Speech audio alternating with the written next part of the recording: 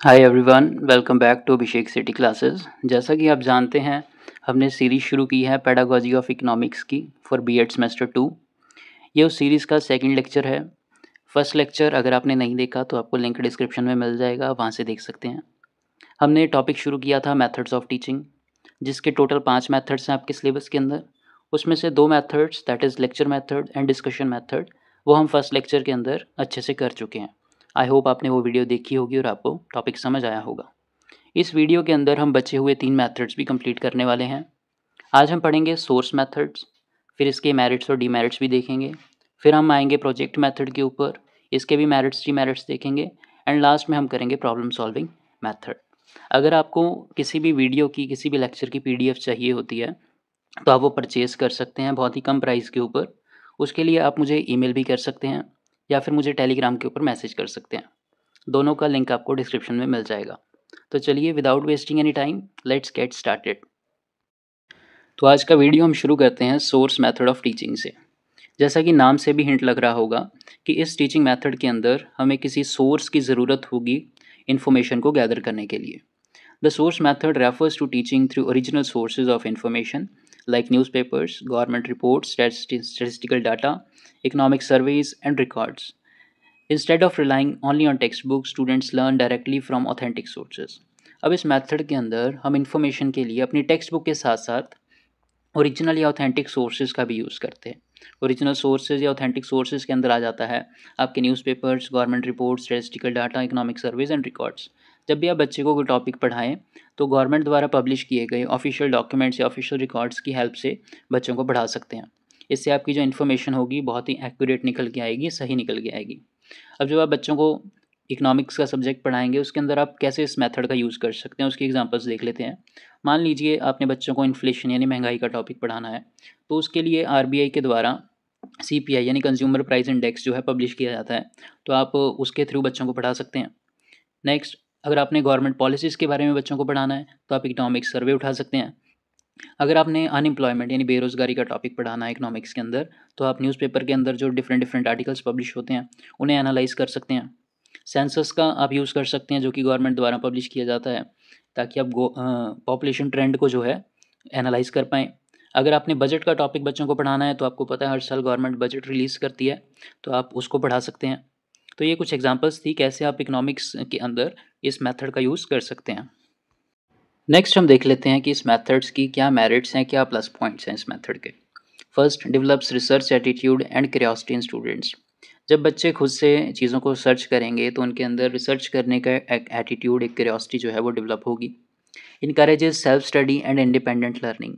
बच्चों के अंदर खुद से पढ़ने की जो भावना है, खुद से पढ़ने की क्वालिटी, सेल्फ स्टडी या इंडिपेंडेंट लर्निंग जिसे हम बोलते हैं, वो डेवलप होगी, क्योंकि इसमें टीचर की जो हेल्प है वो कम लेनी पड़ेगी और खुद से चीज़ों को सर्च करना और एनालाइज करना ज़्यादा होगा। Provide first hand and authentic knowledge. इससे जो इन्फॉर्मेशन बच्चों को मिलेगी, जो नॉलेज बच्चों को मिलेगी, वो ऑथेंटिक होगी, जेन्युइन होगी।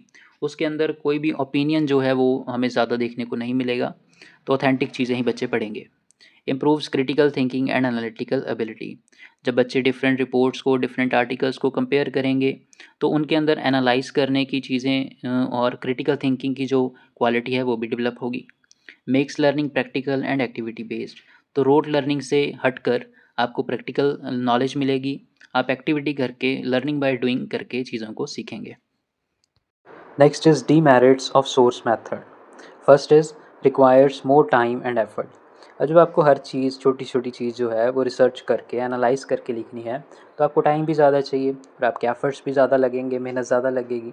तो ये एक लिमिटेशन है। वैसे में हमारे पास, हमारे एजुकेशन सिस्टम में इतना सारा सिलेबस है कि हमारे पास टाइम की वैसे ही शॉर्टेज रहती है। अगर आप हर एक चीज़ को इतना एनालाइज करके प्रॉपरली आप प्रिपेयर करेंगे तो आपको टाइम और एफर्ट बहुत ज़्यादा लगेगा। Second, all students may not have equal access to sources. अब हो सकता है कुछ बच्चों के पास फ़ोन ना हो या इंटरनेट कनेक्टिविटी ना हो। वैसे तो देखो आजकल हर किसी के पास फ़ोन और इंटरनेट है, लेकिन हम डीमेरिट्स पढ़ रहे हैं तो उसमें ये पॉइंट भी हम ऐड कर सकते हैं कि हो सकता है कि काफ़ी बच्चों के पास सोर्सेज का एक्सेस ना हो। Third, teachers need special training to guide. अब बच्चों को अगर ट्रेन करना है, बच्चों को डॉक्यूमेंट्स, ऑफिशियल डॉक्यूमेंट्स के बारे में नॉलेज देनी है, तो सबसे पहले टीचर को खुद नॉलेज होनी चाहिए उन चीज़ों की। टीचर को पता होना चाहिए कि गवर्नमेंट किस चीज़ के लिए, किस टॉपिक या किस चीज़ के लिए कब कौन सा डॉक्यूमेंट रिलीज़ करती है। किस टाइम पे डॉक्यूमेंट रिलीज़ किया जाता है, तभी वो बच्चों को गाइड कर पाएंगे। अगर खुद को नॉलेज नहीं है तो फिर बच्चों को हम नहीं बता पाएंगे कुछ।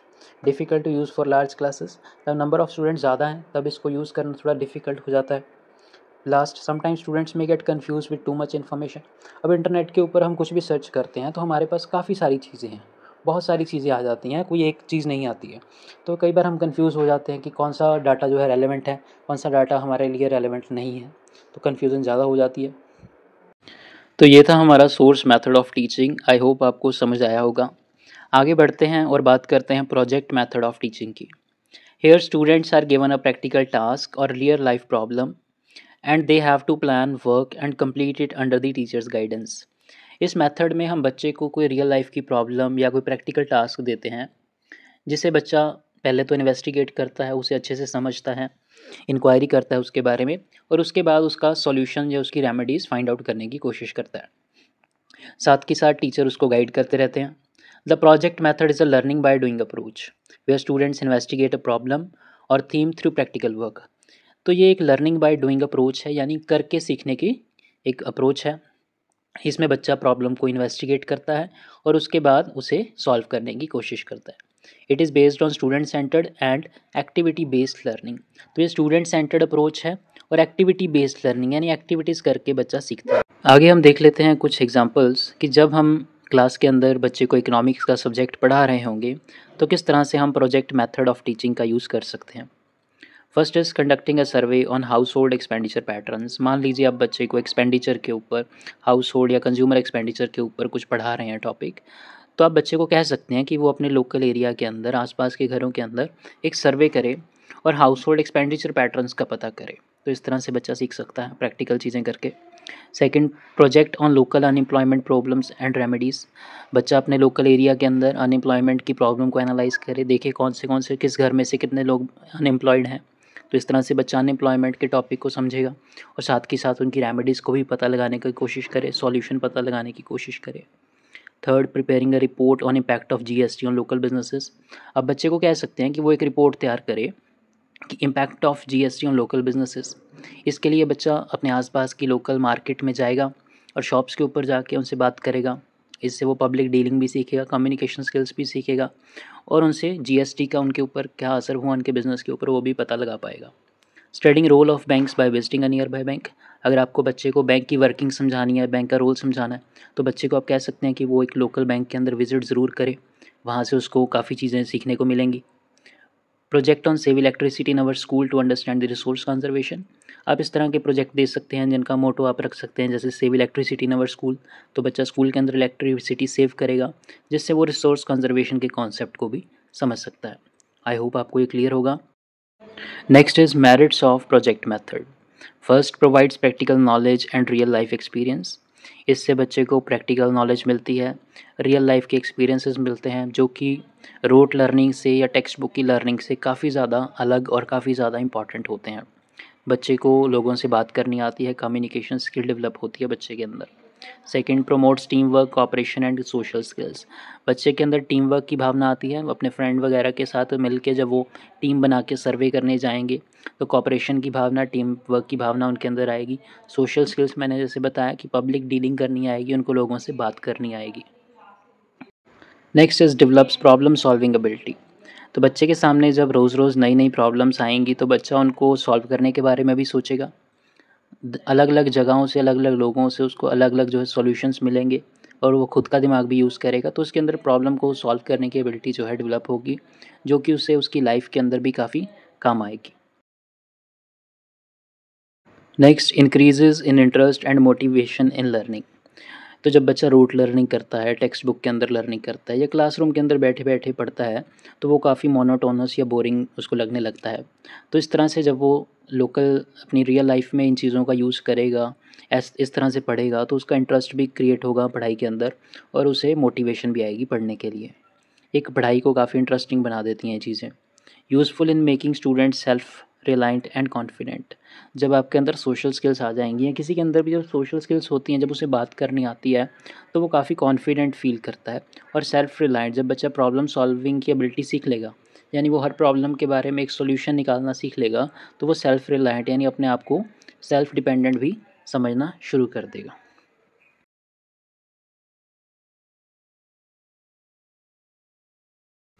Next is demerits of project method.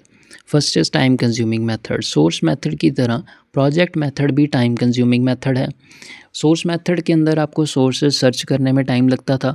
इसके अंदर आपको अलग अलग जगहों पे अलग अलग लोगों को विज़िट करना है, तो वहाँ पे आपका टाइम जाएगा। उनसे बात करनी है, उनकी प्रॉब्लम को सुनना और समझना है, तो वहाँ पे भी आपका काफ़ी टाइम जो है कंज्यूम होने वाला है। Second, not suitable for all subjects like math. अब मैथ्स जैसे सब्जेक्ट के अंदर ये मेथड काम नहीं करता, क्योंकि मैथ के अंदर ज़्यादातर फार्मूलाज हैं, जैसे a+b का होल स्क्वायर का फार्मूला। तो उसके लिए आपको मार्केट जाने की क्या ज़रूरत है, या मार्केट जाके भी आप उस फार्मूले के बारे में क्या ही पता लगा पाओगे। तो मैथ जैसे सब्जेक्ट्स के अंदर ये काम नहीं करेगा। Third, requires a lot of resources. आपको रिसोर्सेज की ज़रूरत है, आपने अलग अलग जगह जाना है, तो आपको ट्रांसपोर्ट का कोई ना कोई रिसोर्स चाहिए। उसके बाद आप एक जगह जाके एक मार्केट को एनालाइज़ करके आप रिपोर्ट तैयार नहीं कर सकते हो। आपको अलग अलग मार्केट्स को विज़िट करना पड़ेगा, तभी आप एक प्रॉपर कंपेयर करके रिपोर्ट तैयार कर सकते हो। Next, some time group work lead to unequal participation. जब भी हम कोई ग्रुप वर्क करते हैं तो हमारी शिकायत रहती है कि जो हमारा को पार्टनर है वो प्रॉपरली पार्टिसिपेट नहीं कर रहा। तो हो सकता है कि आपका कोई फ्रेंड जो है पार्टिसिपेट अच्छे से करे, कोई एफर्ट करे ही ना, ये भी दिक्कत आ सकती है। Next, difficult to cover whole syllabus through projects. जिस तरह से सोर्स मेथड में हमारा टाइम कंज्यूम होता था, उसी तरह इसमें भी टाइम कंज्यूम हो रहा है। तो आप अपने सारे सिलेबस को कवर नहीं कर पाएंगे प्रोजेक्ट मेथड अगर आप यूज़ करने लग गए, क्योंकि आपके पास टाइम की शॉर्टेज रहेगी। आई होप आपको ये समझ आया होगा। तो बढ़ते हैं अपने लास्ट मेथड की तरफ। लास्ट मेथड है हमारा problem solving method. This method is based on the idea that learning takes place effectively when students are confronted with a problem that challenges their thinking। इस मेथड के पीछे की जो ideology है, जो थिंकिंग जिसके ऊपर ये मेथड बेस्ड है, वो ये है कि ऐसा माना जाता है कि स्टूडेंट्स उन चीज़ों को अच्छे से याद रख पाते हैं, उन चीज़ों के बारे में अच्छे से सोच पाते हैं, जिन चीज़ों को वो अपनी लाइफ के अंदर एज अ चैलेंज देखते हैं, एज अ प्रॉब्लम देखते हैं। तो इसी थिंकिंग को बेस मानकर इस मेथड में करा क्या जाता है कि the teacher presents a problem situation and the students try to solve it through observation, reasoning, experiment and discussion। इस मेथड के अंदर टीचर के द्वारा बच्चे को या स्टूडेंट को एक प्रॉब्लम या सिचुएशन बताई जाती है, और बच्चे का काम होता है कि उस सिचुएशन का, उस प्रॉब्लम का सॉल्यूशन निकालना। अब सॉल्यूशन निकालने के लिए वो अपने सराउंडिंग्स को ऑब्जर्व कर सकते हैं, रीजनिंग कर सकते हैं, सोच सकते हैं, एक्सपेरिमेंट्स करके देख सकते हैं, या डिस्कशन आपस में ग्रुप में अंदर डिस्कशन करके भी उसका सोल्यूशन निकाल सकते हैं। एग्जांपल से और क्लियर होगा कि अगर हम इकोनॉमिक्स सब्जेक्ट पढ़ा रहे हैं तो कैसे हम इस मेथड का जो यूज़ कर सकते हैं क्लासरूम टीचिंग के अंदर। जैसे आप बच्चे को डिफरेंट प्रॉब्लम्स दे सकते हैं। For example, price of petrol are rising, how can the government and consumers respond. तो इन्फ्लेशन का जो टॉपिक है, अगर आपको बच्चे को पढ़ाना है तो आप बच्चे को इस तरह से एक प्रॉब्लम दे सकते हैं कि पेट्रोल के प्राइसेस बहुत ज़्यादा बढ़ रहे हैं, तो गवर्नमेंट और कंज्यूमर किस तरह से उसको रिस्पॉन्ड कर रहे हैं, गवर्नमेंट क्या रेमेडीज़, क्या सॉल्यूशन निकाल सकती है उस चीज़ का, और कंज्यूमर्स का इसके प्रति क्या जो है वो रवैया है। There is a rise in unemployment in your area, suggest possible remedies. तो बच्चे को अनएम्प्लॉयमेंट का अगर आप टॉपिक पढ़ा रहे हैं और आप चाहते हैं कि बच्चे के अंदर क्रिटिकल थिंकिंग जो है वो डेवलप हो, तो आप बच्चे को इस तरह प्रॉब्लम दे सकते हैं। तो बच्चा अपने दिमाग के अनुसार अपने रीजनिंग लगाएगा, अपना दिमाग लगाएगा और आसपास से भी ओपिनियंस इकट्ठे करेगा, तो और वो एक सॉल्यूशन जो है तैयार करेगा। Next, causes and solutions for poverty in India. अब बच्चे को गरीबी का टॉपिक, पॉवर्टी का टॉपिक पढ़ाना है, तो बच्चे को इस तरह से उसके कॉजेज़, कारण और सॉल्यूशंस, यानी कैसे गरीबी को दूर किया जा सकता है, आप इस तरह से प्रॉब्लम दे सकते हैं बच्चे को, तो जिससे बच्चा सोच समझकर अपने आंसर्स तैयार करेगा और उसके अंदर डिफरेंट डिफरेंट क्वालिटीज़ जो होंगी एनालिटिकल एंड रीजनिंग की, वो डेवलप होंगी। आई होप आपको प्रॉब्लम सॉल्विंग मेथड का मीनिंग समझ आया होगा। अब हम देखते हैं merits of problem solving method. First is develops critical and logical thinking. सबसे बड़ा जो मेरिट है इस मेथड को यूज़ करने का, वो यही है कि इससे बच्चे के अंदर क्रिटिकल, लॉजिकल, एनालिटिकल हर तरह की जो थिंकिंग की एबिलिटी है वो डेवलप होती है, क्योंकि बच्चे को हमने प्रॉब्लम दे दी है, बच्चे का काम है उसको सोच के, समझ के उसके ऊपर आंसर जो है प्रिपेयर करना। Second, encourages active participation of students. अब जब बच्चा ही सारा सॉल्यूशन निकाल रहा है अपने दिमाग से, तो बच्चे की एक्टिव पार्टिसिपेशन हो रही है, तो बच्चा पैसिव लर्नर नहीं है, बच्चा एक एक्टिव लर्नर है इस मेथड के अंदर। ये भी एक प्लस पॉइंट है इसका। और यही जो ड्रॉबैक था वो किस में था, हमारा लेक्चर मेथड के अंदर, उसमें एक बच्चा पैसिव लर्नर था, अगर आपको याद हो तो। Third is promotes creativity and innovation. अब हर बच्चे के अंदर कुछ ना कुछ टैलेंट तो ज़रूर होता है। जब हम एक बच्चे को फ्रीडम दे देते हैं कि वो अपने अनुसार आंसर को प्रिपेयर कर सकता है, जैसा उसका माइंड काम करता है, तो हमें देखने को मिल सकती है इनोवेशन और क्रिएटिविटी। क्या पता बच्चे का आंसर इतना क्रिएटिव इतना इनोवेटिव निकला है जो हमने सोचा भी ना हो। ज़्यादातर स्कूल्स के अंदर क्या होता है कि टीचर कहते हैं कि जो हमने नोटबुक में लिखाया है आपको वही याद करना है। तो इससे बच्चों की इनोवेशन और बच्चों की क्रिएटिविटी हमें अच्छे से नहीं पता लग पाती।